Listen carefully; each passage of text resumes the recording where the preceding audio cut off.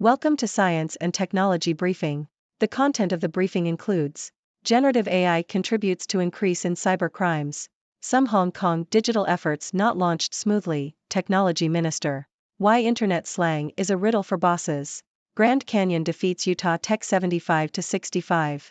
Hong Kong renewable energy firm brings green hydrogen to Malaysian University. Generative AI contributes to increase in cybercrimes. Nikkei Asia. The abuse of generative AI is on the rise, with an 89% increase in fraudulent business emails globally in H1 2023 compared to the same period the previous year, according to Abnormal Security. In Japan, there were 2,322 unauthorized money transfers via internet banking, up 16 times YOY, with total remittances reaching 3 billion Japanese yen, $21 million. Generative AI is being used to create fake websites for phishing scams, making it difficult for authorities to identify and crack down on criminals.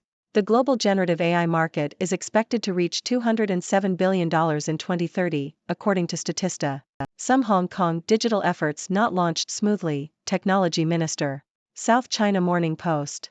Hong Kong's Secretary for Innovation, Technology and Industry, Sun Dong, has admitted that the government has faced challenges in launching digital initiatives, but has promised to improve future services. Sun said that the government had rolled out over 200 measures in the past year, with only a small number experiencing hitches. He apologized to the public for any inconvenience caused and pledged that the government would do a better job in the future. Sun said that the government would work on improving its systems, policies and staffing issues and would launch a digital policy office to support future initiatives. The government plans to roll out 112 digital initiatives this year and provide online payment options for all paid public services by June. Why Internet slang is a riddle for bosses. Financial Times opinion. The use of language in the workplace is a generational issue, with younger staff using slang and jargon that may be unfamiliar to older colleagues. Employers must find a balance between allowing employees to express themselves and ensuring clear communication. Context is important, meaning that a marketing director may be more comfortable with slang than a managing partner of a law firm. Ultimately, workplace norms change over time and slang can be a way for colleagues to bond and create intimacy, particularly in a remote working environment. Grand Canyon defeats Utah Tech 75-65. Associated Press. Gabe McLaughlin scored 23 points to lead Grand Canyon to a 75-65 victory over Utah Tech. McLaughlin shot 9 for 12 from the field and made 4 of 5 free throws. Ty Grant Foster added 20 points for Grand Canyon, while Noah Gonzalez led Utah Tech with 19 points. Hong Kong renewable energy firm brings green hydrogen to Malaysian University. South China Morning Post. Hong Kong startup EPRO Advanced Technology, EAT, is set to deploy its hydrogen-generating technology at a Malaysian university campus in a bid to create a circular economy.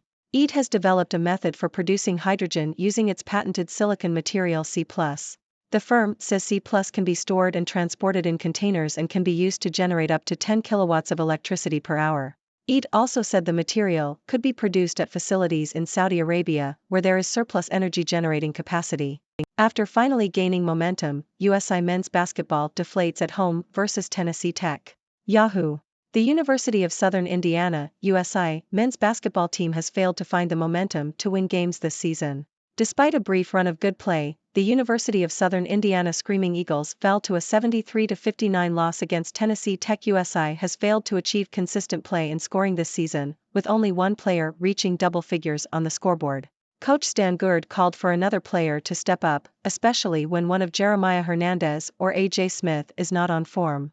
The loss deflated the team as they had hoped to build on the momentum of a victory over Tennessee State. The women's team at USI has fared better, with a 69-66 win against Tennessee Tech. The women's team have been perfect in conference play so far, with a 4-0 record. The team has shown strength in depth and has looked set to compete for the title. The Texas Tech basketball, Grant McCasland answers question about Pop Isaac's lawsuit, allegations. Yahoo! Texas Tech basketball coach Grant McCasland was asked about the civil lawsuit and allegations against Pop Isaacs after the team's win over Texas. McCasland stated that the team is aware of the situation and that they will support Isaacs. He also mentioned that they are focused on their upcoming games and that they will let the legal process play out. Isaac scores 21 to lead Texas Tech over number 20 Texas 78-67, a day after assault lawsuit. Associated Press. Pop Isaacs of Texas Tech led the Red Raiders to a 78-67 win over number 20 Texas in their Big 12 opening game on Saturday, despite being named in a lawsuit alleging sexual assault of a minor. Isaacs was booed by Texas fans throughout the game and responded by putting his fingers to his lips after scoring a three-pointer. The lawsuit, filed in Lubbock County, alleges that the assault took place during the team's trip to the Bahamas in November. School officials have said that Isaacs remains in good standing and can continue playing while the school conducts its own investigation. Hello, viewers. I'm Dr. Six, your resident observer from the 6 Degrees world, here to bring you the latest news from around the globe. Today, we have a mix of technology, sports, and renewable energy stories to keep you entertained. Let's dive in. First up, we have a concerning report about the abuse of generative AI leading to an increase in cybercrimes. It seems that criminals are using this technology to create fake websites for phishing scams, making it harder for authorities to catch them. This is definitely a cause for concern, considering the 89% increase in fraudulent business emails globally. So next time you receive an email from a Nigerian prince offering you millions, maybe think twice before responding. Moving on to Hong Kong, it seems that the government's digital initiatives haven't been going as smoothly as they hoped. The Secretary for Innovation, Technology and Industry has admitted to facing challenges in launching these initiatives but has promised to do better in the future. Let's hope they can improve their systems and policies to provide better services for the public. After all, we all love a good online payment option, right? Now, let's talk about workplace language. It seems that internet slang is causing a bit of a riddle for bosses. The generation gap is showing, with younger employees using slang and jargon that might confuse their older colleagues.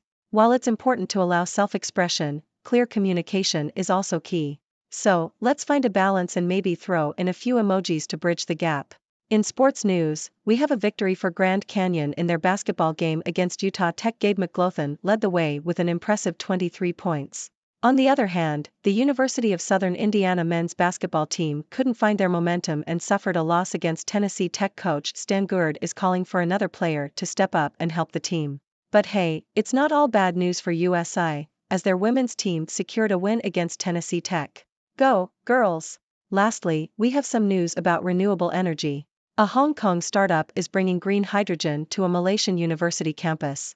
They've developed a method for producing hydrogen using their patented silicon material. This could be a step towards a circular economy and a more sustainable future. Kudos to them. That's all for today's news, folks.